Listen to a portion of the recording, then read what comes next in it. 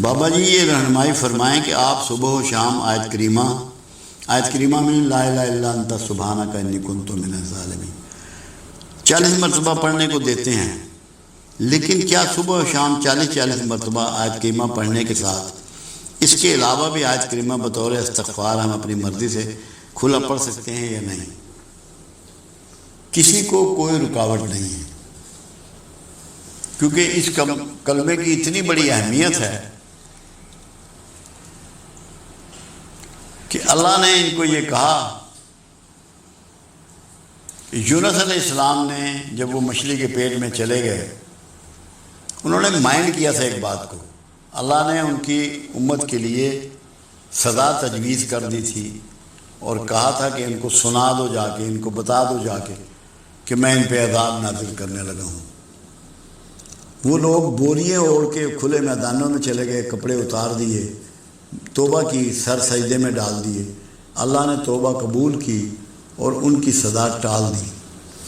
جب سزا ٹالی اور کہا یونس علیہ السلام سے کہ لوگوں کو بتا دو، تو انہوں نے دل میں اس کو محسوس کیا کہ لوگ مجھے جھوٹا نبی سمجھنے لگ پڑیں گے،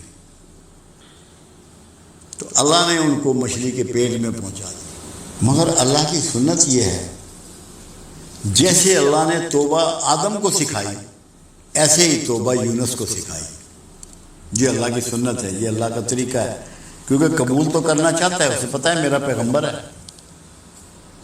کوئی اتنی بڑی پنشمنٹ نہیں اس نے اس کو دینی۔ تو کیا دعا سکھائی؟ لا الہ الا انت سبحانک انی کنت من الظالمین۔ اے اللہ تو ہی عبادت کے قابل ہے اور تو ہی پاک اور بے عیب ہے، بے شک میں ظالموں میں سے ہوں۔ یہ اقرار ہے جو بندے نے کرنا ہے، یہ اقرار سکھایا۔ اس اقرار کے بدولت قرآن نے کہا یونس تا قیامت مچھلی کے پیٹ میں رہتا اگر ذکر والوں میں نہ ہوتا۔ تو ذکر والے کون ہوئے؟ جو آیت کریمہ پڑھیں گے، جو اپنے گناہوں کا، اپنی خطاؤں کا اقرار کریں گے، اللہ کی پاکی کا، اللہ کے الہ ہونے کا اقرار کریں گے، جس کے صدقے میں اللہ نے مچھلی سے کہا کہ اس کو اگل دے، اور اس نے کنارے پہ ڈال دیا یونس علیہ السلام کو۔ پھر اللہ نے کدو کی بیل اس کے اوپر ڈال دی، بتا دیا کہ اگر کوئی حبس بے جان میں رہے، مچھلی کے پیٹ میں رہے جہاں آکسیجن کم ہو، کھانے پینے کو نہ ہو، تو اس کے وہ جسم ایسے ہو جاتا ہے جیسے روئی کے گالے۔ اس کی فٹنس کے لیے کدو استعمال کراؤ۔ یہ اللہ نے مہربانی کر دی۔ تو آیت کریمہ وہ ذکر ہے جو بہت بڑی فضیلت کا باعث ہے، اور کوئی مصیبت، کوئی پریشانی رہتی نہیں اگر آپ اس کو اپنی زندگی میں داخل کر لیں، اس کو چھوڑیں نہیں، اس کو پکڑ لیں۔ میں ایک دفعہ لاہور میں تقریر کر رہا تھا اور میں نے کہا کہ آیت کریمہ آپ بے وضو پڑھ سکتے ہیں، یہ میں نے لفظ کہے۔ ایک صاحب تھے، کوئی پتہ نہیں کون سے مکتبہ فکر کے تھے، وہ ظفر صاحب کے پاس گئے، میں تو واپس آ گیا جیلم لیکچر دے کے۔ وہ کہنے لگے تمہارا استاد جو ہے اس نے بڑی بے دینی کی بات کی ہے۔ ہاں جی کیا کہا انہوں نے کہا کہ آیت کریمہ آپ بے وضو بھی پڑھ سکتے ہیں۔ میں نے کہا ان سے پوچھیں۔ انہوں نے مجھے فون کیا، مولوی صاحب نے مجھے انہوں نے ٹیلی فون کیا، کہنے جی یہ آپ نے کہا ہے۔ میں نے کہا محترم یہ تو بتاؤ یونس علیہ السلام مچھلی کے پیٹ میں وضو کرتے رہے تھے؟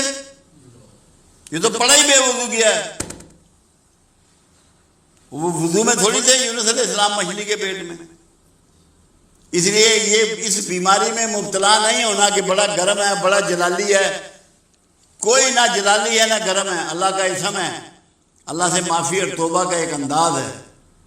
اللہ نے اس کو اتنا قبول کیا کہ یہ کہہ دیا کہ تا قیامت مچھلی کے پیٹ میں رہتا اگر ذکر کرنے والوں میں نہ ہوتا۔ تو خدا کا واسطہ ہے اس کو گرم اور سرد اور جلالی اور غیر جلالی ان عذابوں سے بچ جاؤ، اللہ کو یاد کرو اور دل سے کرو اور معافی مانگو اور توبہ کرو۔ ہر وقت پڑھ سکتے ہو، جتنا چاہے پڑھ سکتے ہو۔ یہ کلمہ نجات دینے والا ہے، مصیبتوں سے بچانے والا ہے۔ رحمت کا سب سے بڑا ثبوت کیا ہے؟ دو باتیں کہی گئیں جو حدیث مبارکہ میں ہیں۔ اللہ جب کسی پر رحمت کا ارادہ کرتا ہے تو اس کی آنکھ اس پر کھول دیتا ہے۔ جب اپنے گناہ، اپنی خرابیاں، اپنی کوتاہیاں، اپنی برائیاں محسوس ہونی شروع ہو جائیں، نظر آنی شروع ہو جائیں، تو سمجھ لو رحمت شروع ہو گئی۔ اگر دوسروں کے عیب اور کھوٹ تمہیں نظر آ رہے ہیں تو تم پہ رحمت شروع نہیں ہوئی۔ جب صرف تمہیں اپنے عیب اور اپنے کھوٹ نظر آنے شروع ہو جائیں تو رحمت شروع ہو گئی۔ اللہ نے کرم کر دیا کہ تمہاری آنکھ تم پہ کھول دی، تم نے اپنا احتساب شروع کر دیا۔ یعنی کہ سیلف مانیٹرنگ جو ہے، خود احتسابی جو ہے، یہ رحمت کی بنیادی علامت ہے۔ دوسری بات جو کہی گئی، اللہ جب کسی پہ رحمت کا ارادہ کرتا ہے اسے دین کی سمجھ عطا کر دیتا ہے۔ جب دین تمہیں سمجھ میں آنا شروع ہو جائے تب بھی رحمت ہو گئی۔ اور تیسری بات یہ ہے، جب تمہاری طبیعت میں رحمت اود کر آتی ہے، تمہیں دوسروں پہ رحم آنا شروع ہو جاتا ہے، دوسروں سے ہمدردی شروع ہو جاتی ہے، دکھی کا دکھ محسوس ہونا شروع ہو جاتا ہے، پریشان کی پریشانی تمہیں پریشان کرنا شروع کرتی ہے، یہ بھی اس بات کی علامت ہے کہ تم پہ رحمت شروع ہو گئی۔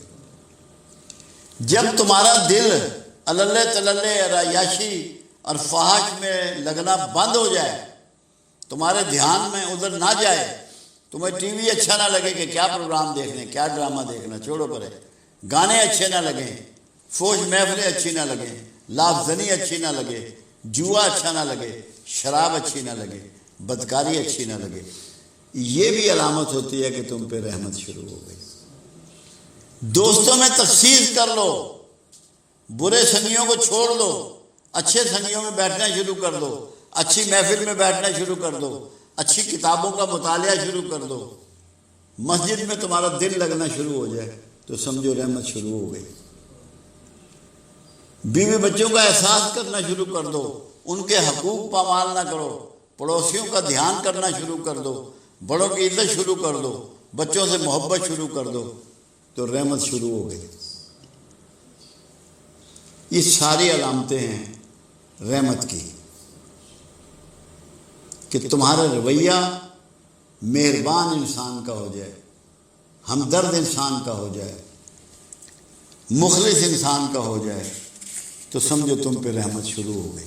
یہ ساری باتیں رحمت کی نشاندہی کر رہی ہیں۔